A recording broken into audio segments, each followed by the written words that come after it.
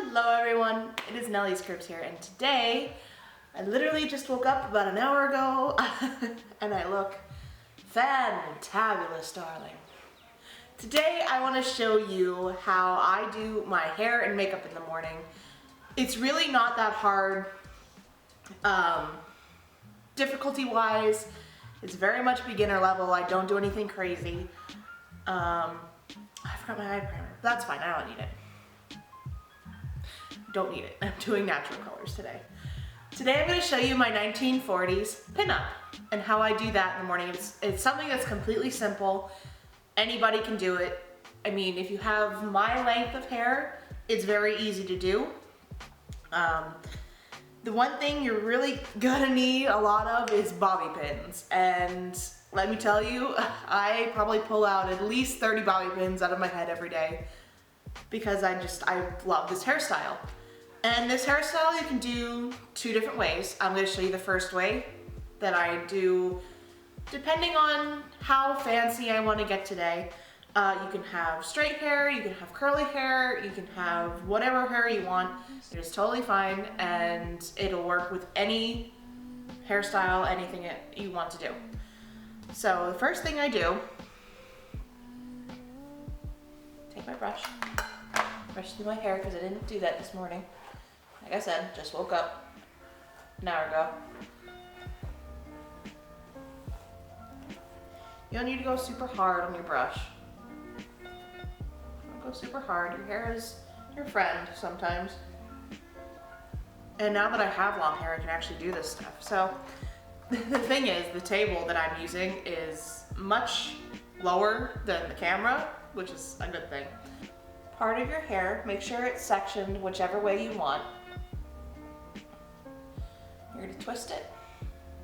Twist all the way until you are behind your ear here. Then you're going to take 3 or 4 bobby pins. Ooh, things are falling over on my desk already. Stay.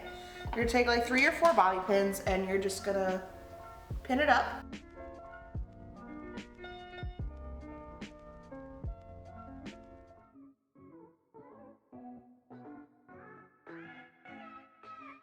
Like so. You should get a nice folded back or rolled back little bump here. You can pull it out, give it a little bit of more volume. It's totally fine. And you're gonna do the same thing on the other side. Now the other side, depending on which way you have your hair parted, if you have it parted in the middle, it should look really cool. If you have your hair parted left or right, this side's gonna be a little more skimpy, and that's totally okay. That's totally fine. It's okay, don't freak out. It's gonna look a little weird at first, but it'll look better, I promise. So you're gonna take the side and you're gonna do the same thing that you did from the other side. Just take it and roll. And you're gonna go a little farther back because there's not much hair here. So I would say a little ways past the ear, maybe about an inch past the ear. And you're gonna puff it out like so. And sometimes it may not work right away. Don't be upset if it doesn't work right away. And you're gonna pin it up once again.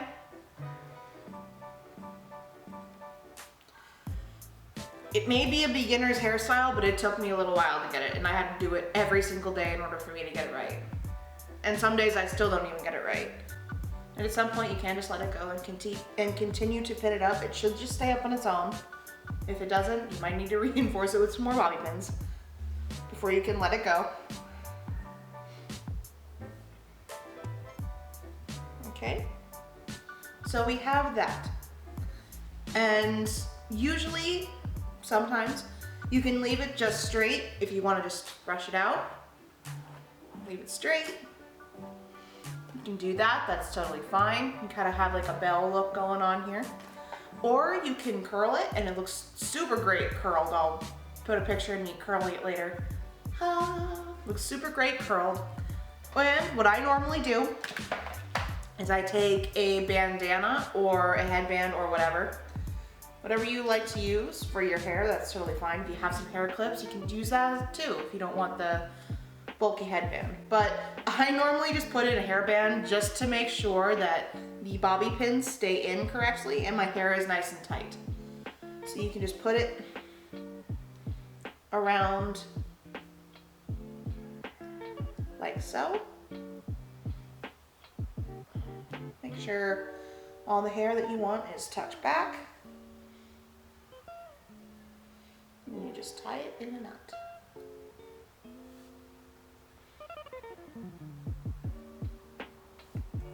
Like so. And you have like this cute little headband thing. Now I can see this part's already falling out because I didn't put it in tight enough, but that's totally fine.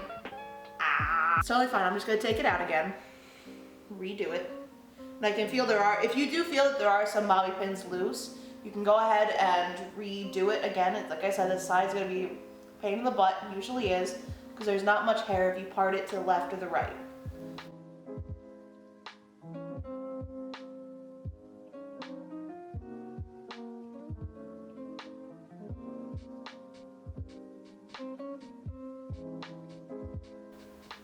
My roosters are currently talking to each other. They're not my roosters, they're my neighbor's roosters, but there's a rooster on this side and there's a rooster behind me, and they like to talk to each other throughout the day. It's great.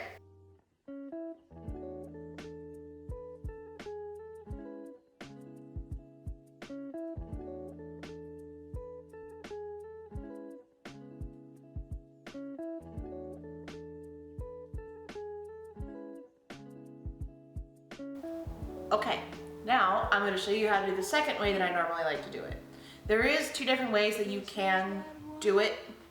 The first way is if you have really long hair, what you would do is you can put this part right here, that's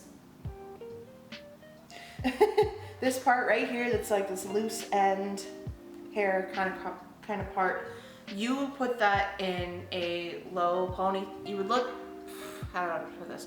I'll put a link in the description down below of a girl who has much longer hair than I do, who explains it a lot better than I do. But if you only have shoulder length hair like I do, the way she does it isn't going to exactly work for you. I figured that out very quickly. So what you're gonna do, if you have shoulder length hair and you only have like this little bit of hair, you're gonna grab it and you're gonna take it and you're gonna twist it whichever direction you want, doesn't matter. You're gonna twist it. And you're just gonna twist it around yourself, twist it around like a little knot, and put it flat against your head. And if this pops out, that's totally fine, you can fix that. It's just gonna be flat right against your head. Hold your hand right here, keep it flat. You're just gonna bobby pin the crap out of it.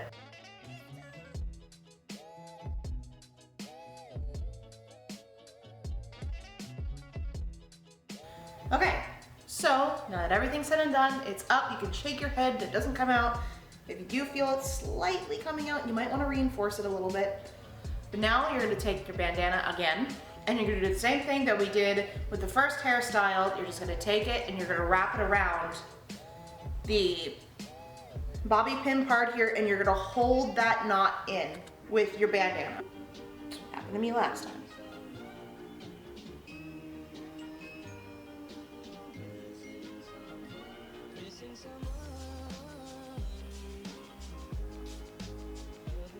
Like so. Well, there you have it. If you want, you can always secure the headband with bobby pins, especially if you go out all day like me. Hairspray the crap out of your hair. I promise you, use the Insta Hold. If you're gonna go out all day, if you're at work for 8 hours a day, this is a great work hairstyle, especially if you're kind of outside, you're in the summer heat or whatever.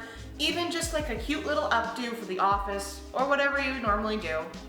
It's totally fine. Just hairspray the crap out of it and put as many bobby pins in your head as you can to secure it and make sure that doesn't move throughout the day. So now, as you can see, I did zoom in a little bit on the camera because now we're gonna get into the makeup aspect of it. So really, you're gonna need natural colors for this because if you wanna do a 1940s makeup routine, I don't have one thing that I need. Hang on a second. So now, in order to do your 1940s pinup, and I have the right thing, I forgot my lipstick, which in the 1940s, women had very natural eye colors. The big thing was to have beautiful red lips and luscious eyelashes. So, in order to do that, let's get started. So I don't really have a natural palette with me. I just have a whole bunch of colors that I got quite a while ago. Some of them are even cracking, but they do have browns and natural tones, and I just stuck my thumb in the orange. But they do have browns and natural colors and tans, and I'm gonna put that down carefully. And as you can see, I did accidentally get some blue in that light tan there that's not supposed to be there, but these colors are very flimsy anyway. It's a very cheap palette. It's nothing extra. I think I paid like 20 bucks for it. So it's nothing extraordinary. So what I normally do, and this is completely preference, it is what you want to do. I have a mirror here so I can look down and see what I'm doing, and also keep and look down so you can see on my eye on how my eye is going to take shape. So what you're going to want to do is you're going to take your fluffiest brush here. Come on, focus. Focus. There. You're going to take the fluffy part here. Any brush, doesn't matter what kind you use. These are like $5 at the dollar store. Doesn't matter. And you're going to take your darkest color, or whichever color you want to use, shiny, whichever color you want to use, shiny, natural, whatever. I'm going to go with a very pale, natural brown. And you're just going to do the crease.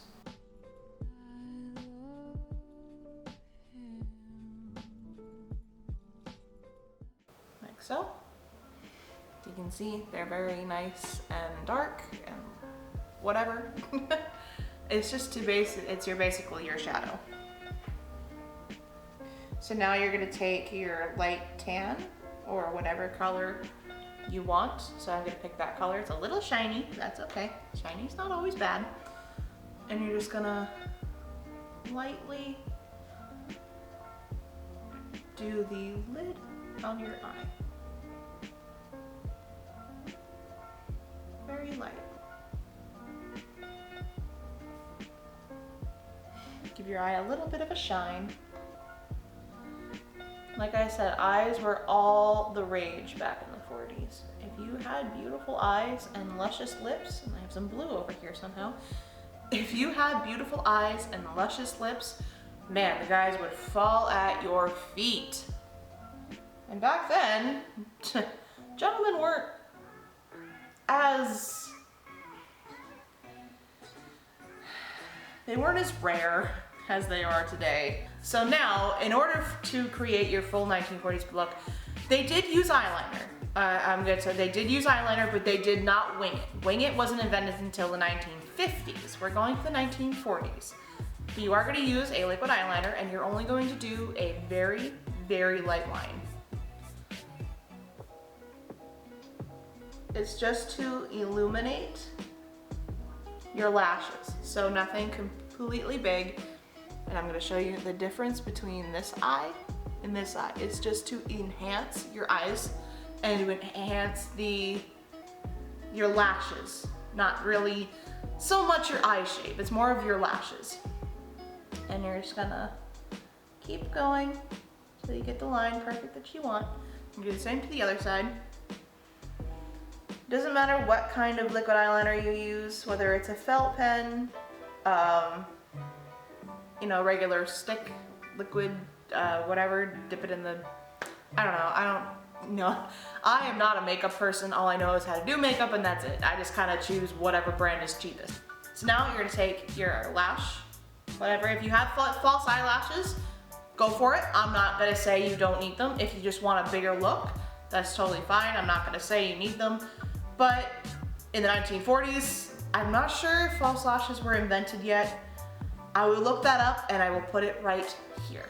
So whether you do false lashes or not, totally up to you. I'm going to just use some mascara and be done with it. So we're just gonna use the mascara.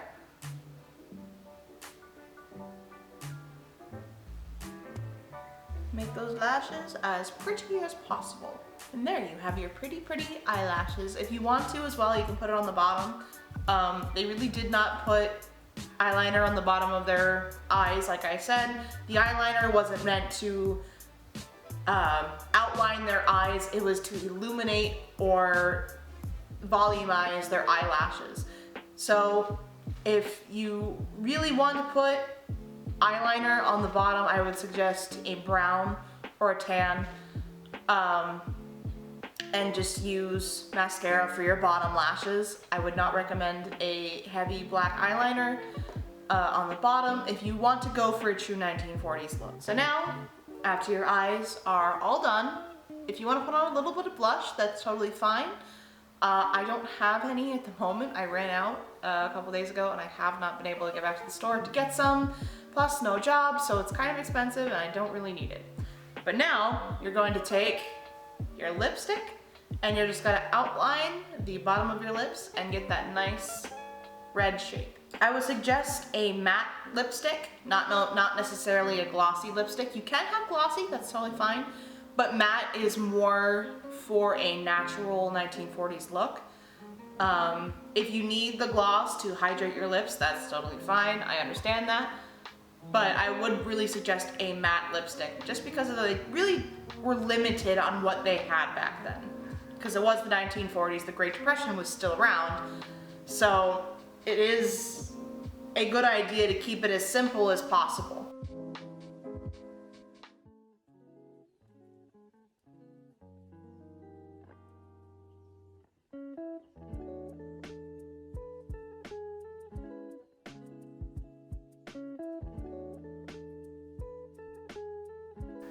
Another thing I would recommend, the redder the lipstick, like depending on how dark the lipstick, the redder the lipstick, the closer you're gonna get to a desired look in the 1940s. This is the only color I have on hand right now that is absolutely my favorite. I love it to death. It does get everywhere. I would recommend if you are going out and doing things, I would recommend a 24-hour lasting lipstick, not so much a theatrical lipstick. Just so it's nice and vibrant and big and bold. There you have it. This is the finished look. I really hope you guys enjoyed this tutorial on the hair and the makeup as well.